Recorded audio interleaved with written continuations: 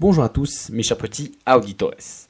Alors oui, je sais, si ça c'est pas un titre putaclic et même limite provoque, qui en plus est tiré d'une citation erronée, mais si vous n'êtes pas encore précipité dans les commentaires pour venir me détruire, vous allez voir que c'est pour la bonne cause. Mais donc, avant toute chose, bonjour à tous et bienvenue dans ce 59e épisode d'Electron Penseur.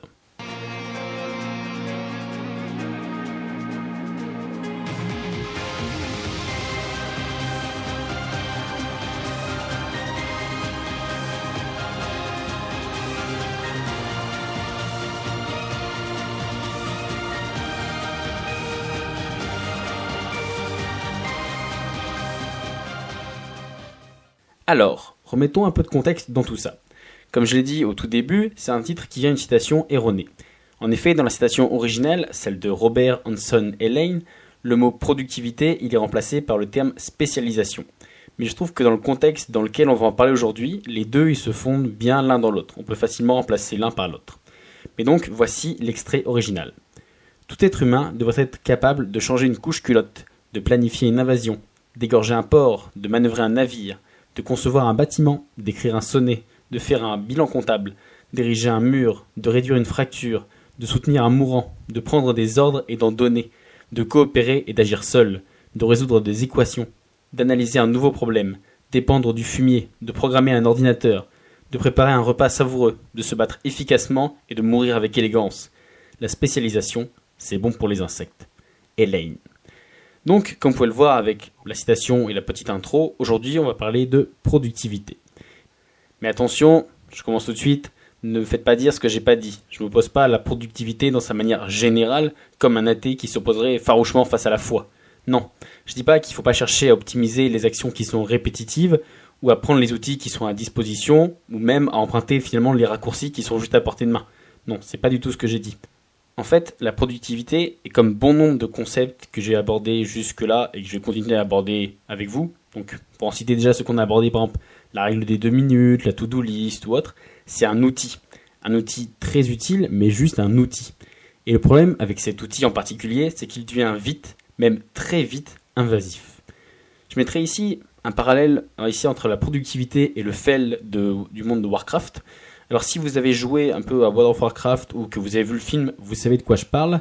Et pour les autres impies qui ne sauraient toujours pas de quoi je parle, dites-vous en fait que c'est tout simplement le fail, une forme de magie qui est très puissante, mais la plus puissante de l'univers, de cet univers-là. Mais sauf qu'en fait elle exige un terrible prix puisqu'elle se nourrit de la vie elle-même. Elle empoisonne tout et elle corrompt même les plus braves. Bref, c'est une arme à double tranchant, un peu comme vous savez les premiers canons, ceux qui étaient aussi dangereux pour ceux d'en face que pour celui qui l'utilise. Alors oui, certains, et je les vois déjà reprendre leurs fourches et leurs torches, vont venir dire que j'exagère, que je diabolise un concept, encore une fois de plus. Mais en fait, ici je voulais juste vous mettre en garde plutôt. Et oui, en fait, je dis vraiment mettre en garde parce que c'est un super outil, ça permet d'accomplir plus en moins de temps, d'aller directement au but, de prioriser les tâches qui produisent le maximum de résultats en un minimum de temps et d'effort. Donc du coup, il n'y a pas à discuter, c'est vraiment un super outil. Mais en discutant un peu avec les gens du milieu entrepreneurial, qui sont, on va dire, surtout les plus friands de cet outil, je me suis rendu compte rapidement que finalement c'était plus juste leur argent ou leur agenda ou leurs affaires qui étaient optimisées. Petit à petit, c'était finalement toute leur vie. Parce que la moindre dans leurs interactions est en fait une quête de valeur en arrière-plan. On fait semblant d'écouter les gens, mais en fait finalement on attend juste le moment idéal pour faire son pitch. Donc du coup, ces personnes-là, elles rejoignent des groupes de travail, ce qui est super, mais bientôt finalement elles finissent par se couper de leurs amis, parce qu'ils jugent qu'ils n'ont plus vraiment la même vision du monde. Donc voilà, ils s'en coupent, mais pas parce qu'ils s'entendent plus avec eux, pas parce qu'il y a des différends, juste parce qu'ils jugent, vraiment avec des guillemets, qu'ils sont pas rentables, que voilà, c'est un peu une espèce de perte de temps. Alors oui, je sais, même à l'oreille, ça sonne horrible de penser comme ça. Mais en fait, c'est une réalité qui est parfois pernicieuse et cachée, mais qui existe, et qui est même assez répandue. Et finalement, voilà, ces personnes-là, elles sont pas à blâmer, parce que c'est un peu comme pour le femme, ils se rendent pas compte qu'ils sont coincés dans une spirale, parce qu'on va dire que c'est une espèce de cadeau empoisonné. Forcément, ça vous donne un sentiment de puissance, mais voilà, il y a une espèce de contrepartie qui est un peu cachée. Donc du coup, ils sentent vraiment ce sentiment de pouvoir et de contrôle, donc on peut pas vraiment les juger, parce que voilà, c'est vraiment caché. En fait, finalement, leur vie entière, elle leur répond au doigt et à l'œil.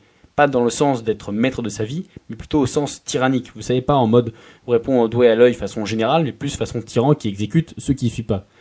Donc du coup, on finit par ne plus s'accorder de temps libre. Les jeux, Netflix, tout ça, c'est une perte de temps inutile qu'il faut bannir. Et donc du coup, on se finit par se flageller violemment à chaque fois qu'on y resuccombe, qu'on retombe dans cette espèce de mauvaise spirale de l'oisiveté, quoi.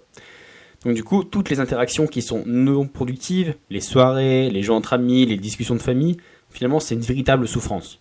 Bon, les discussions de famille, c'est un peu un calvaire pour tout le monde, mais pour eux encore plus, parce que voilà, ils jugent que c'est vraiment contre-productif et que vraiment, ils perdent leur temps. Et donc du coup, on se met à vouloir tout cartographier, tout prioriser, ranger et orchestrer tout le monde qui nous entoure. Mais en fait, ce qu'il y a avec notre environnement, c'est qu'il obéit à 2 catégories. Donc la première, c'est toutes les choses qu'on peut maîtriser directement. Donc ses relations, ce qu'on fait de nos journées, comment on utilise son argent. Donc voilà, toutes les choses sur lesquelles on a un impact direct. Dans ce domaine-là, finalement, les gens qui sont trop productifs, ils deviennent finalement des nazis du quotidien, où tout doit être sur leur contrôle. Et la deuxième catégorie, c'est, vous vous en doutez, c'est tout ce qu'on ne peut pas directement impacter. Tout ce qui est hors de notre champ de compétences. Donc, par exemple, la météo, le hasard, les décisions des autres, les sentiments, etc. Et donc, du coup, dans cette catégorie, finalement, ces personnes-là, elles finissent par devenir amères, rancunières ou même mauvaises de finalement pas pouvoir tout contrôler. Ou au contraire, donc ça, on va dire que c'est le côté un peu extrême dans un sens, et sinon, c'est l'autre extrême, c'est-à-dire que du coup, elles deviennent dépressives ou stressées parce qu'elles ont l'impression qu'il y a trop de choses qui échappent à leur contrôle. On peut donc voir que dans toutes les situations, réfléchir en termes de productivité, finalement, c'est une prison dorée, une espèce de piège à poisson. Vous savez, on est appâté par la récompense qui est à l'intérieur, c'est super facile d'y entrer, mais pour en sortir, c'est un enfer, et d'ailleurs, c'est même le principe d'un piège à poisson. Alors pour nuancer, là vous pouvez sentir un peu, je parle un peu des gens trop productifs, un peu comme si je les jugeais, même si c'est pas du tout le cas, mais je dois bien admettre que j'en dépeins un tableau qui est plutôt négatif et pas très plaisant. Mais en fait, si je parais justement un peu les critiquer, c'est parce que justement je suis passé par là. Parce que finalement, toute personne qui a fait quelques mois à faire du développement personnel, il a fini tôt ou tard par devenir un peu comme ça. Parce qu'on veut lire toujours plus, on veut jamais s'arrêter, écouter des podcasts dans le moins de temps libre, lire tout le temps pour apprendre toute la connaissance du monde, travailler sur ses projets au lieu de chiller devant Netflix ou juste avec des amis. Et donc du coup, c'est logique et parfaitement normal quand on y pense. De développement personnel, en fait, ça nous fait découvrir, voire même miroiter, si je veux être un peu borderline, un monde qui est magnifique et qui est juste à portée de main. Voilà, vous avez vraiment l'impression que vous avez juste à passer une petite bordure et hop, ça y est, voilà, l'Eldorado, il est vraiment à portée de main. Et donc du coup, chaque contenu, chaque livre, chaque formation, chaque conférence, chaque podcast remet finalement une couche en plus en disant que finalement par exemple le temps il est important. D'ailleurs si le thème vous plaît, il y a un podcast brillant réalisé par un mec talentueux, parlez-en à vos amis. Que finalement le travail c'est la clé et qu'il faut finalement jamais cesser d'apprendre, qu'il faut se couper des gens toxiques. Vous voyez tout ça. Et donc du coup, on va dire il faudrait être fou pour arrêter de creuser quand on commence à trouver des pépites. Car oui, finalement quand on commence à mettre en application tout ce qu'on trouve dans les bouquins, dans les formations, oui, forcément ça fait des résultats de fou comparé à avant. Quand vous étiez, c'est tout, dans votre canapé à rien faire ou autre, et que vous lisez juste un livre et que du coup maintenant vous regardez le monde différemment, ou que tout simplement vous avez un peu plus de connaissances, du coup c'est sûr que vous avez vraiment l'impression d'avoir franchi un pas. Et donc du coup, ça devient vraiment une drogue au sens littéral du terme. Parce qu'en fait, quand on regarde le monde avec un regard nouveau, finalement, on se met à vouloir convertir tout le monde.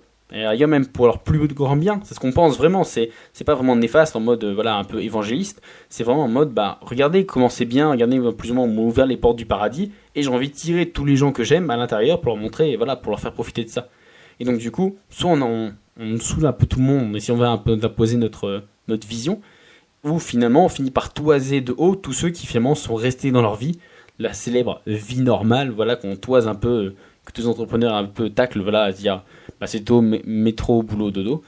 Donc du coup c'est vraiment après, on se coupe quasiment parce que finalement c'est une espèce de drogue quoi. On acquiert finalement la plus grande puissance de tous les temps et même de tout l'univers que tout homme a jamais eu, c'est avoir le savoir, la connaissance. Si vous y repensez bien, c'est finalement le plus grand pouvoir que vous pouvez détenir.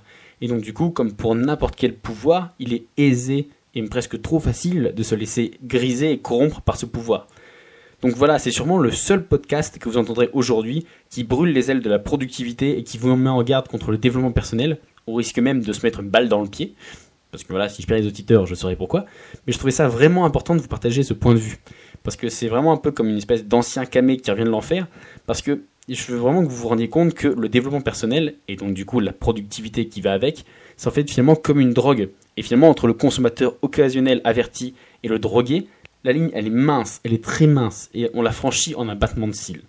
Et la productivité, au sens extrémiste du terme, elle peut vraiment être nuisible pour vous, avec par exemple une pression interne, du stress, de l'estime de soi. Voilà, on peut se dire, finalement, qu'est-ce que je fais de ma vie, pourquoi est-ce que là je me suis arrêté 2 heures juste pour écouter de la musique ou regarder Netflix, alors que voilà, j'aurais pu écrire un bouquin ou faire du contenu ou lire quelque chose ou autre. Donc voilà, vraiment en soi, on se met vraiment de la culpabilité parce qu'on se met la pression.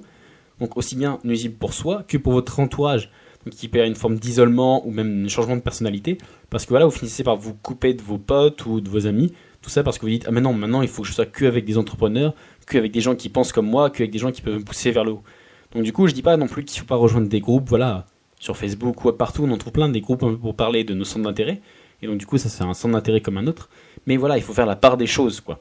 Et donc du coup, vous l'avez tous déjà expérimenté, je pense que tout le monde l'a déjà eu, qu'il n'y a rien de plus insupportable que quelqu'un qui est fermé dans sa petite bulle, qui parle que de ça. Par exemple, j'ai n'importe quoi, si vous êtes musicien, et que vous parlez que de musique toute la journée ou autre, c'est génial, mais pour quelqu'un qui n'est pas musicien, vous allez l'insupporter parce qu'il va se dire mais il a aucun sujet de conversation en dehors de ça. Donc du coup, vous allez vous faire votre petite bulle avec que des musiciens, mais donc du coup, vous allez vraiment vous couper de tout l'extérieur. Et donc du coup, ça c'est vraiment dommage. Si après vous êtes né comme ça, c'est votre personnalité, c'est pas grave, mais là, on va dire que c'est vraiment c'est vous qui allez vous changer, vous allez vraiment essayer de cartographier, de vraiment normaliser, de prioriser toutes les interactions sociales, et ça c'est vraiment dangereux, je trouve. Et finalement, un des meilleurs exemples que j'ai, c'est si comme moi, jadis, vous mettez Gary V, donc Gary Vaynerchuk, sur un piédestal, mais vraiment un piédestal divin, vous voyez, tout en haut du Panthéon, genre sur la tête de Zeus, carrément. Si vous ne voyez pas qui c'est Gary Vaynerchuk, en fait j'en ai parlé dans un de mes tout premiers épisodes. En fait c'est un entrepreneur américain à succès, mais qui a finalement la réputation de jamais s'arrêter. C'est-à-dire que la productivité c'est son mot d'ordre. Alors en même temps il a bâti, on peut plus vraiment dire quelque chose, parce que maintenant il a bâti tout son business ou autre là-dessus, sur la productivité. Donc c'est un peu sa marque de fabrique, quoi. Et donc du coup il produit du contenu non-stop et il part en croisade systématiquement contre toute forme de relâchement. Même si c'est juste par exemple profiter juste de la vie, juste un week-end, boum, il vous tombe dessus. Je faisais justement pour ceux qui étaient vraiment là dans les tout premiers, qui d'ailleurs maintenant, moi à l'oreille me font bizarre, du coup j'en ai déjà parlé, où justement il taclait violemment une fille qui lui disait juste, voilà, j'ai pas de temps pour réussir à lancer mon projet, et qui lui dit juste, voilà, vous avez fait quoi de votre week-end? Elle a dit, là j'ai beaucoup travaillé cette semaine, du coup c'était les examens, du coup je me suis un peu relâché ce week-end, et puis il disait, voilà, c'est de votre faute, parce que vous, pendant ce week-end, j'ai pu plus ou moins, voilà, c'est un peu genre construire un empire pendant que vous étiez en train de chiller sur la plage. Donc du coup, vous voyez vraiment, il s'est tellement ancré dans la productivité que maintenant, c'est devenu une espèce de nazi qui tire à boulet rouge sur le moindre forme de transat. Bref. Et donc du coup, quand vous suivez un mentor comme ça, vous pouvez pas ne pas culpabiliser d'essayer d'en faire autant, ou finalement le maximum que vous pourriez en faire. Parce que vous dites, ce mec-là, il me pousse vers l'avant, il est toujours en train de dire, allez, il faut pas s'arrêter. Donc du coup, vous aurez l'impression d'être, le vilain petit canard, ou presque de faire honte à l'espèce de communauté dans laquelle vous êtes mis, parce que finalement vous voulez juste faire du développement personnel, monter un projet ou autre, mais pas arrêter de vivre pour autant. Et donc du coup la leçon que je vais vous donner ici, c'est finalement d'apprendre à voir le monde avec d'autres mentors, pour comparer les avis, pour comparer les points de vue, les visions. Et là vous pourrez vraiment avoir un œil critique sur le développement personnel et la productivité, parce que là vous pourrez vraiment vous faire votre propre avis. Si vous décidez que toute votre vie entière elle sera vouée uniquement à la productivité, dans ce cas-là, vous le ferez de votre plein gré et en toute connaissance de cause. Et là, personne ne pourra vous juger parce que c'est tout. C'est ce que vous aurez décidé en ayant pesé le pour et le contre. Parce que finalement, rien ne nourrit plus la réflexion, et donc l'esprit, que les avis et les opinions contradictoires. C'est pour ça d'ailleurs qu'on aime tant regarder et participer à des débats. Donc par exemple, c'est pour ça que les débats politiques ou autres, c'est pour ça que ça a tant de succès. Bon après, moi je suis très mauvais juge, parce que pour info, le dernier débat politique que j'ai suivi, c'est celui de l'épisode 7 de la saison 7 de Game of Thrones. Vous savez, celui où il y a Cersei, Jon Snow, Daenerys, tout le monde qui est là, qui se met sur la gueule. Voilà, pour moi, je crois que c'est le dernier débat politique que j'ai vu. Voilà. Mais donc du coup, il faut vraiment développer votre esprit critique pour juger au mieux de ce qui vous convient ou non, de ce qui marche ou non pour vous, de finalement ce qui peut se glisser dans votre vie quotidienne, et non pas d'y aller complètement en contradiction et de la briser. Et finalement, même moi, n'hésitez pas à me donner votre avis, vos retours, mais surtout vos critiques. Donc là, je pense que le meilleur canal, c'est sur la page Facebook d'Electron Penseur. Mais surtout moi, parce que finalement, avec un peu ce titre et un peu ce que j'ai dit dans l'épisode, si finalement je cherche une espèce de forme de duel judiciaire avec un peu les grands courants dominants du développement personnel, c'est justement pour susciter le débat, l'interaction. Et donc du coup, dans un sens plus large, l'apprentissage commun. Parce que je suis persuadé que finalement, c'est du débat que naît vraiment le point de vue, que chacun peut réussir à nuancer un peu son point de vue. Et donc du coup, je pense que tout le monde en sortira un peu grandi. Bon, je parle pas non plus des débats stériles, mais vous voyez un peu ce que je veux dire. Donc du coup, une fois de plus, venez tous sur la page Facebook pour en discuter, il n'y a pas de souci, vous serez tous les bienvenus dans cette espèce d'auberge virtuelle. Alors, avant de vous quitter, j'aimerais vous conseiller un épisode audio d'un ami podcasteur. Alors, d'habitude, j'ai pas l'habitude de faire des reviews hors des épisodes qui sont dédiés, donc voilà, vous savez, toutes les saisons. Mais je trouvais que le sujet et surtout l'angle qu'on a abordé aujourd'hui, il se prêtait bien à cette mise en lien. Et donc, du coup, pour ça, c'est simple, je vous mets le premier lien en description de l'épisode. Quant à moi, je vous laisse faire votre propre avis sur le monde du développement personnel. Ne devenez pas un robot de productivité, parce que vous pourriez tuer votre spontanéité, votre imaginaire, vos créations et votre vision du monde, vos loisirs et votre monde, tout simplement. En fait, vous pourriez détruire tout ce qui fait de vous un être humain. Et vous croyez-moi, si j'étais persuadé de ne parler plus que à des robots, croyez bien que j'arrêterais immédiatement ce podcast.